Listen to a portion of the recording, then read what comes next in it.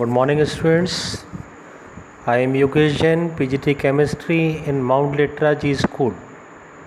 In previous lecture, we discussed the addition polymer. Today, I will discuss some condensation polymers. The first condensation polymer is in category polyamide. In polyamide category, the two polymers are included in our syllabus. First number nylon 66, we are already discussed. Only here we discuss the uses of nylon 66 in making sheets, bristles for brushes and in textile industries.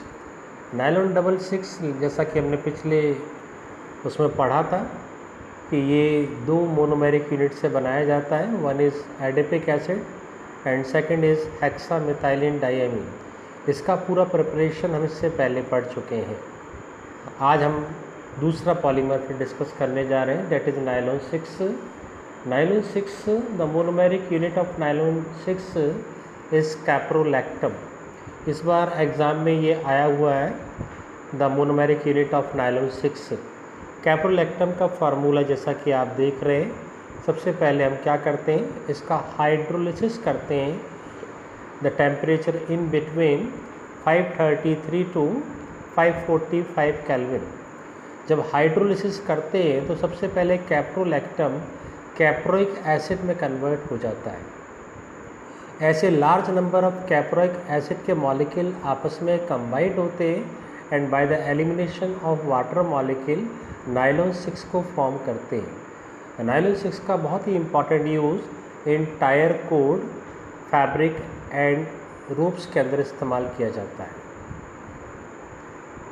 The second condensation polymer is polyester category, that is Terylene और डैक्रोन.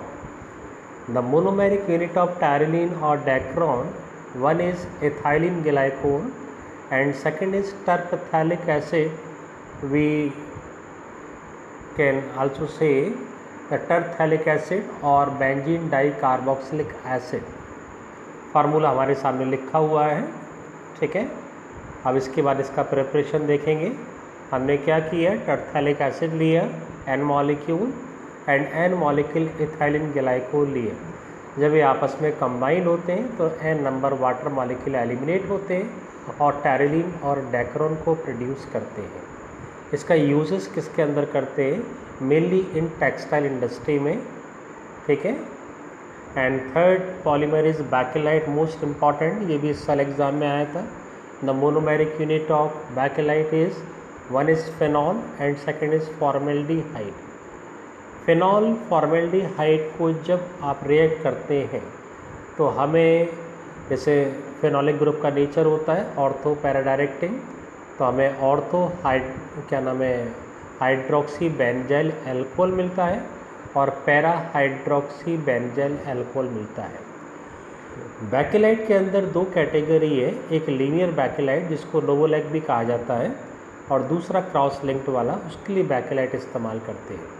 तो नोवोलैक को बनाने के लिए क्या इस्तेमाल करते हैं, हम सिर्फ ऑर्थो हाइड्रोक्सी बेंजाइल एल्कोहल के N मॉलिक्यूल कर लेते हैं और ये मॉलिक्यूल जब आपस में कंबाइन होते हैं तो ये मॉलिक्यूल लीनियरली आपस में जुड़कर नोवोलैक को प्रोड्यूस करते हैं. इसके बाद अगर हमें क्रॉस लिंक्ड बैकेलाइट बनाना है तो ortho hydroxy benzyl alcohol N molecule इसके लेंगे और पैरा हाइड्रोक्सी बेंजाइल एल्कोहल के मॉलिक्यूल लेंगे. ये मॉलिक्यूल भी जब आपस में जुड़ते हैं तो ये क्रॉस लिंक हमें दिखाई पड़ रही है बाय द CH2 लिंकेज. ये मॉलिक्यूल बनता है और इस क्रॉस लिंक बैकेलाइट के लिए ही इस्तेमाल करते हैं मेनली बैकेलाइट. नोवोलैक का इस्तेमाल पेंट में करते हैं, जबकि क्रॉस लिंक बैकेलाइट का इस्तेमाल कंगे में इस्तेमाल करते हैं, इलेक्ट्रिकल स्विचेस में इस्तेमाल करते हैं एंड हैंडल में इस्तेमाल भी किया जाता है.